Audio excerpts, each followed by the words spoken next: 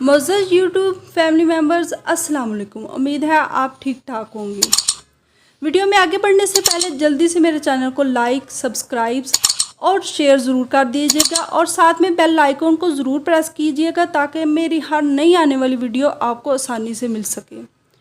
आज हम एक अहम मसले के बारे में बात करेंगे, वो है चेहरे के गैर ज़रूरी बालों को ब्लीच करना। सर्दियों में तो हम जैसे तैसे ब्लीच वगैरह लगा के मैनेज कर ही लेते हैं, लेकिन गर्मियों में ये बहुत मुश्किल काम होता है।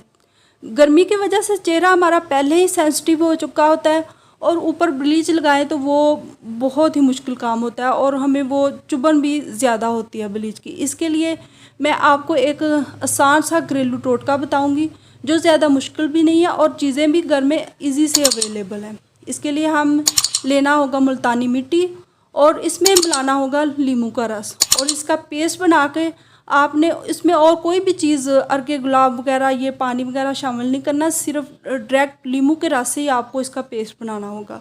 और वो पेस्ट अपने चेहरे पे अच्छी तरह लेप कर लें और 20 मिनट के लिए छोड़ दें। 20 मिनट के बाद आप अपने चेहरे को साफ़ पानी से धो लें। इसके बाद आपको कुछ भी नहीं ऊपर लगाना और ये आप अमल इसका 3-4 दिन तक करेंगे। 3-4 दिन के बाद आप देखेंगे वो आपके जो बाल है पहली दफ़ा लगाने से वो बालों की जो डार्कनेस है वो काफ़ी हद तक कम हो जाएगी और 2-3 दिन मुसलसल यूज़ करने से आपके बाल मुकम्मल ब्लीच हो जाएंगे।